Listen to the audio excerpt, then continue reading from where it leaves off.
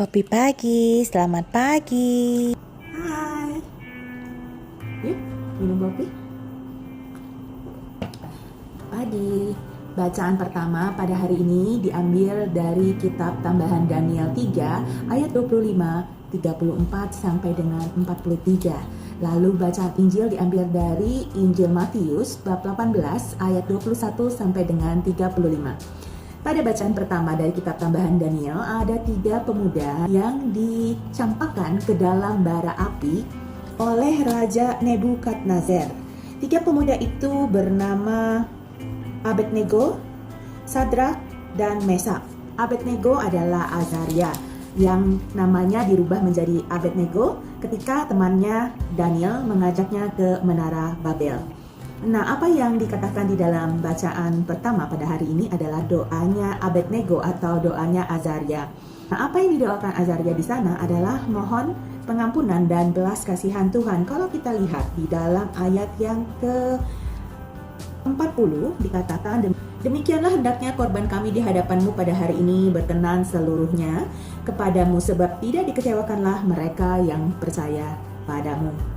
Ini menunjukkan iman dari Abednego yang sedemikian besar dan yakin serta percaya bahwa Allah tidak akan meninggalkan orang yang percaya kepadanya. Lalu di ayat 41 dikatakan, kini kami mengikuti engkau dengan segenap jiwa dan dengan takut kepadamu dan wajahmu kami cari. Janganlah kami kau permalukan. Dengan keyakinan dan kepercayaannya pun, ia yakin bahwa Allah bukan hanya tidak meninggalkan, tapi Allah juga akan menolong orang yang percaya kepadanya.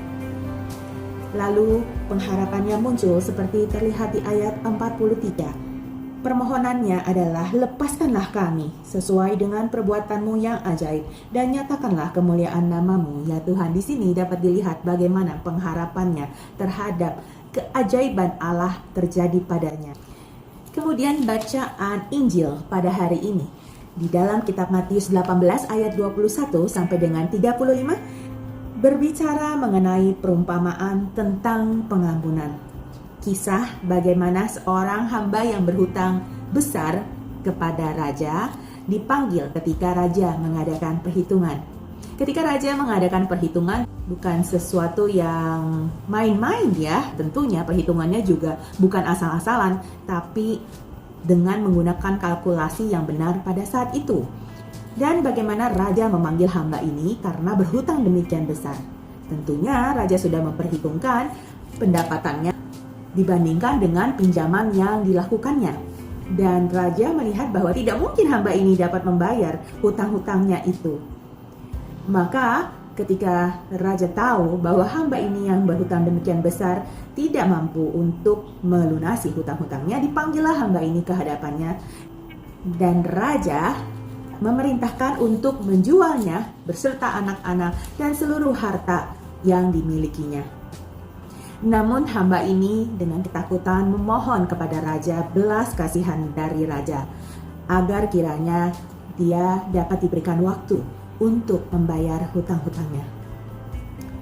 Kalau dipikir, raja yang sudah dengan perhitungannya baik-baik ini sudah memperhitungkan bahwa hamba ini tidak mampu untuk membayar hutang-hutangnya.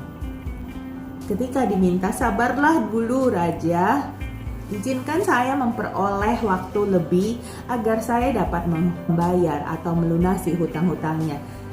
Pertanyaannya, seberapa lama? Mampukah ia? Akan tetapi, raja melihatnya dengan belas kasihan, lalu memutuskan untuk membebaskan hamba ini dari hutang-hutangnya. Raja ini nampaknya raja yang penuh belas kasihan.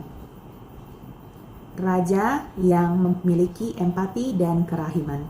Lalu keluarlah hamba yang berhutang ini, dan ketika keluar dia bertemu dengan seorang hamba lain yang berhutang kepadanya. Lalu apa yang dilakukannya? Ia menangkap hamba ini dan memaksanya untuk membayar hutangnya. Hutangnya 100 dinar kepadanya. Padahal hamba tersebut baru saja dibebaskan oleh raja dari hutangnya yang berjumlah 10.000 talenta. 1 talenta itu 6.000 dinar.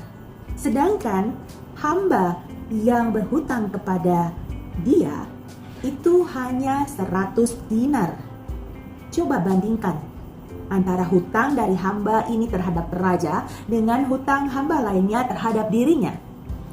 Tentunya hamba yang berhutang 10.000 talenta ini jauh lebih besar dibanding dengan hamba lainnya yang berhutang kepadanya 100 dinar. Dia dibebaskan oleh raja yang penuh belas kasihan ini atas hutang-hutangnya 10.000 talenta. Tetapi ketika ada hamba lainnya yang berhutang kepadanya 100 dinar, mati-matian ditagih hingga akhirnya dia menjebloskan hamba lain itu ke penjara. Melihat hal tersebut, kawan-kawannya merasa sungguh sedih dan melaporkan apa yang terjadi kepada tuannya. Lalu raja menyuruh untuk memanggil orang tersebut.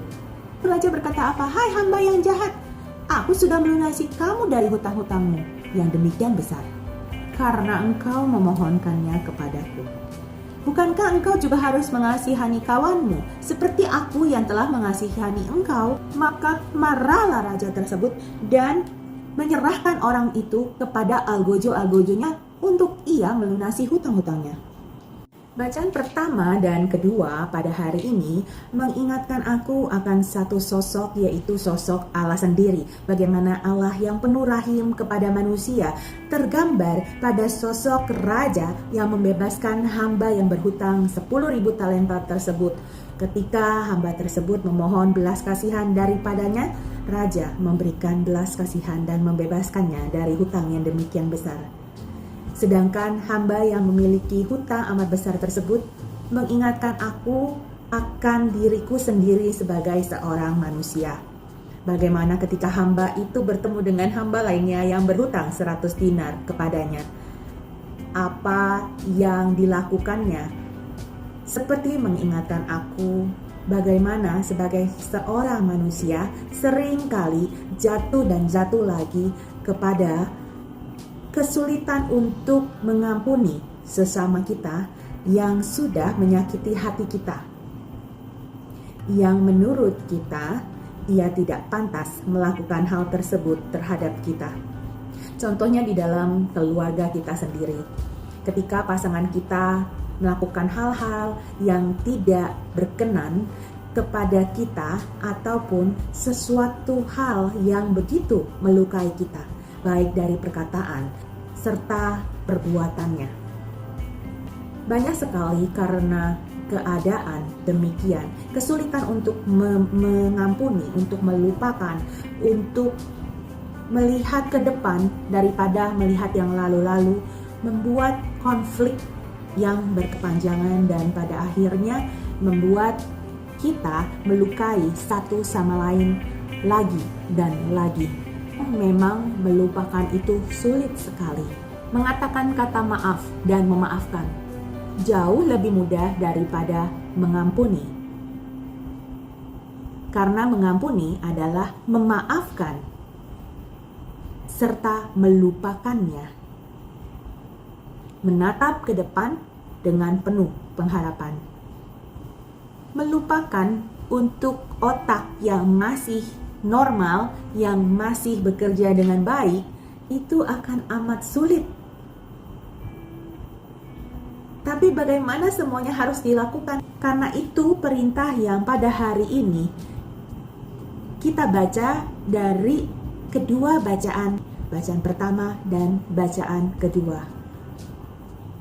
Bagaimana kita merefleksikan Allah yang mampu, Allah yang Maha Pengampun, Allah yang penuh belas kasihan, dan seperti Abednego meletakkan kepercayaannya dan harapannya akan pertolongan dari Allah. Demikianlah pada hari ini aku diingatkan untuk ketika tidak mampu untuk mengampuni, bukan cepat-cepat berkata tidak akan ada maaf bagimu atau tidak akan aku lupakan kesalahanmu. Akan tetapi segera berdoa dan mohon belas kasihan daripada Allah yang maha segalanya, mampu melakukan segala sesuatu, agar kiranya aku pun diberi hati yang penuh belas kasihan dan memampukanku untuk mengampuninya, melupakan apa yang di belakangku dan menatap ke depan dengan penuh harapan bersama-sama dengan Kristus. Dadah!